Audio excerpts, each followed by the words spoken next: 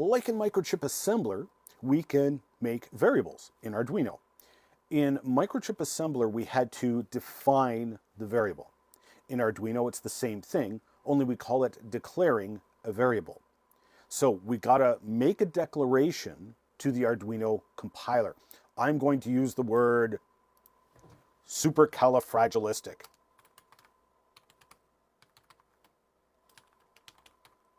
With a D, not a J. But you have to tell the Arduino compiler what you're going to store in there. If it's numbers, you need to tell it it's numbers. If it's letters, you need to tell it so.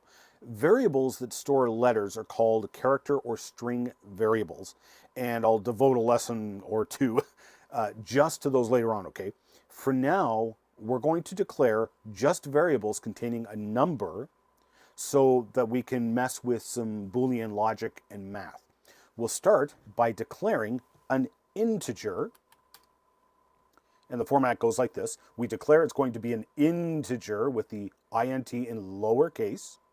Notice it changes the color as it recognizes the command. Then the variable name. So this is the actual word you're going to use as your variable, like supercalifragilistic. Now, I can say done right there. Stick that semicolon on the end of the line and be done with it. That variable is now declared. So the compiler has set aside memory to store whatever number I want to put in there. And now, every time I reference supercalifragilistic in my program, it goes and looks up that memory location.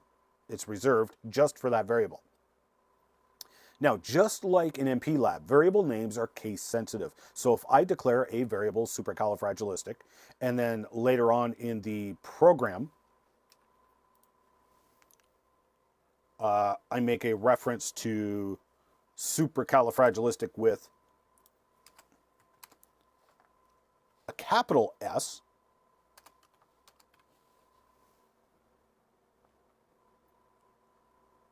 both are spelled exactly the same, but they are different variables because of that capital S.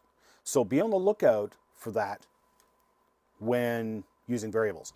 Also, just like in MPLAB, you cannot use the same name of a variable as an instruction or a pre-assigned constant, like the capitalized word hi.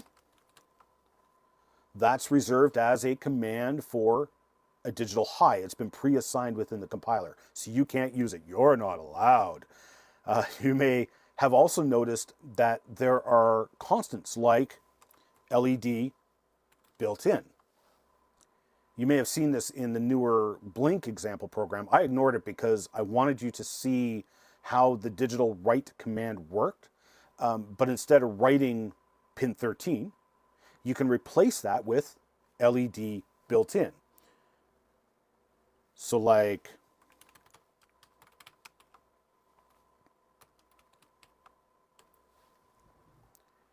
now when you use that constant, the compiler goes and looks up the include file for the board that you're using, the board that you set up in the tools section. When you point to that board and say, hey, I'm using this board, the Arduino Uno, the compiler basically added an include file when you weren't looking.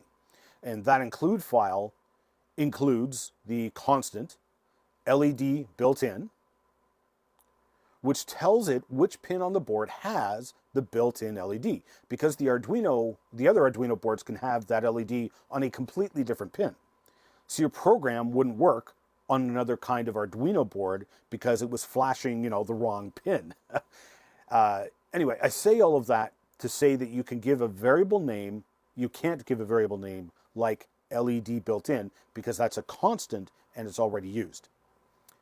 So if you see your variable change to that turquoise color, change the name because it is recognizing the name you typed in as a constant or a command. Your variable name should remain black in color. Now, if I want, I can also assign a value to the variable. When I declare it, I just simply put an equal sign and then the value I want to give to it. So this declaration is also valid. We both declared the variable, supercalifragilistic, and went ahead and gave it a value of an initial value of 32. If I didn't give it an initial value, it just sets it up and gives it a value of 0.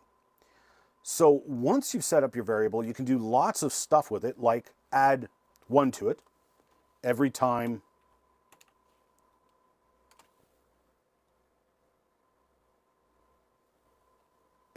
it runs the loop function.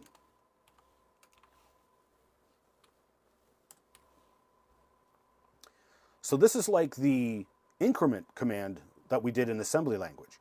It takes the variable and adds a 1 to it. So this variable can vary throughout the program, hence the name variable. However, where we declare the variable is very important. Notice if I declare the variable up in the setup function,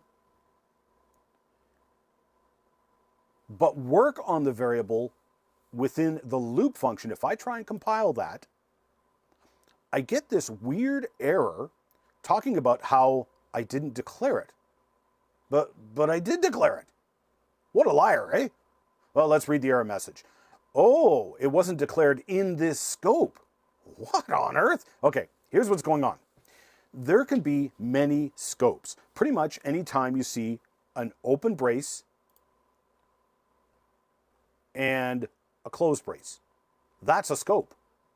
So here in the bare minimum program, we have 2 different scopes with a setup and the loop. Now, if I make a declaration in the setup scope, it does not apply to the loop scope. Now, there is some apparent advantages to this that I think people would argue about with regards to troubleshooting. And basically, if all of the scopes can change the variable and you've got a problem, it can be tricky to nail down where the problem is arising in your program. So if you only have the variable declared in one scope and you have a problem, then that narrows it down in a hurry. Personally, I don't see myself using variables like this at any time, frankly, but that's the way the system is set up. Now, you can declare the variable so it applies everywhere. This is called a global declaration. And you do that by making your declarations outside of all of the scopes, up here. The program will compile now, and every reference throughout my entire program will now recognize, access, and modify my variable. So now I want to come back to our if statement. We can use variables in if statements. This makes them very powerful, of course. So let's say we wanted to check the value of our variable. Your variable can store a number as high as 32,767. More on that in a second. But let's say I'm counting up with my variable, and I'll turn on an LED when it gets to 12,000 or higher. I can type in an if statement in the loop function.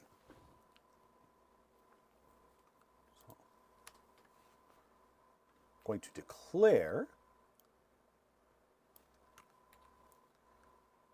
We first declare the variable, and then down here,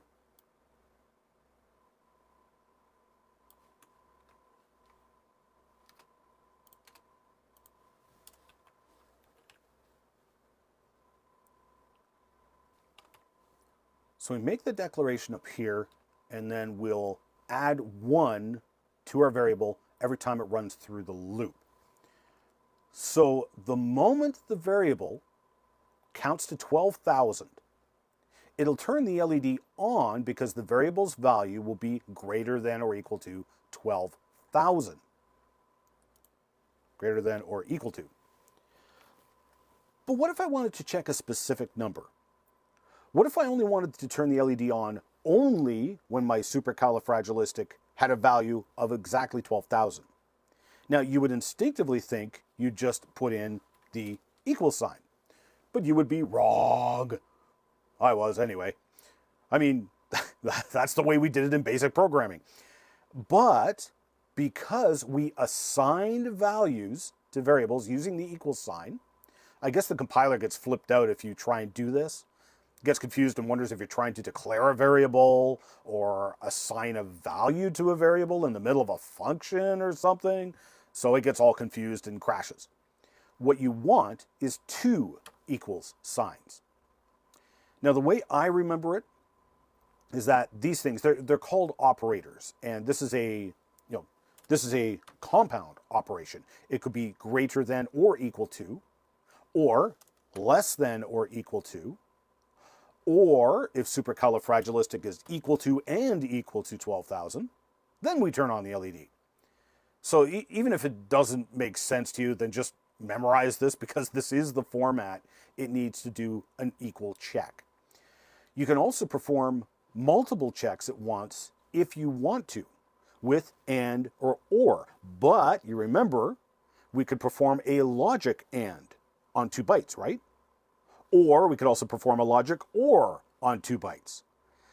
So to save confusion, we represent the and or functions within an if statement like this.